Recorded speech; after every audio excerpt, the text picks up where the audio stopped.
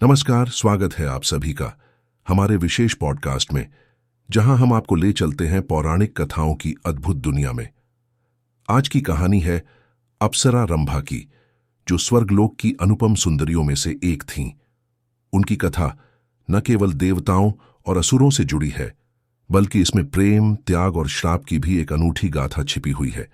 आइए इस रहस्यमयी और रोचक कथा की ओर चलते हैं।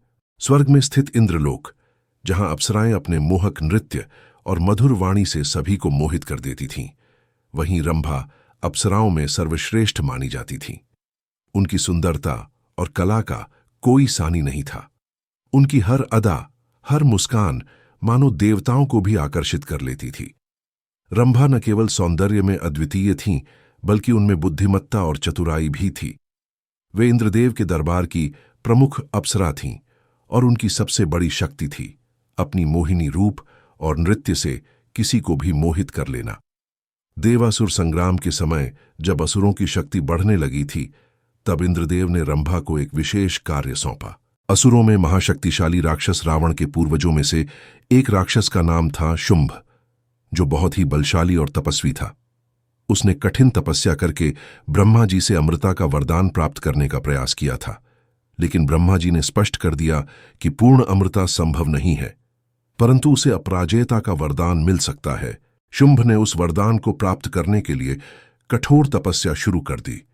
इंद्रदेव को भय हुआ कि यदि शुंभ को यह वरदान प्राप्त हो गया तो असुरों का पक्ष और भी प्रबल हो जाएगा और देवताओं के लिए संकट खड़ा हो जाएगा। इस चिंता से घबराए इंद्र ने अपनी सबसे कुशल अप्सरा रंभा को यह आदेश दिया कि वह अपनी अद्वितीय सौंदर्य और आकर्षण से शुंभ का तप भंग करे। रंभा, जो नृत्य और सौंदर्य में निपुण थीं, इंद्रदेव की आज्ञा का पालन करने के लिए तैयार हो गईं। वे अत्यंत सुंदर वस्त्र धारण कर अपने मोहक नृत्य और कोमल वाणी के साथ शुंभ के तप स्थल पर पहुंची। जैसे ही उन्होंने अपने मधुर स्वर में गान करना शुरू किया और मनमोहक नृत्य किया, वैसे ही तपस्या में लीन शुंभ का ध्यान टूटने लगा।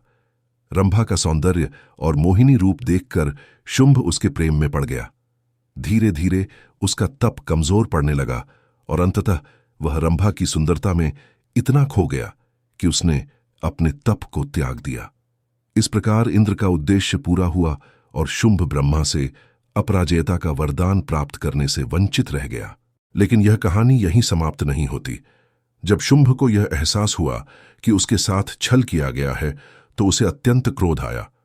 उसने रंभा को श्राप दिया कि वह केवल नृत्य और सौंदर्य की प्रतीक बनकर रह जाएगी, परंतु किसी भी पुरुष के सच्चे प्रेम को प्राप्त नहीं कर पाएगी।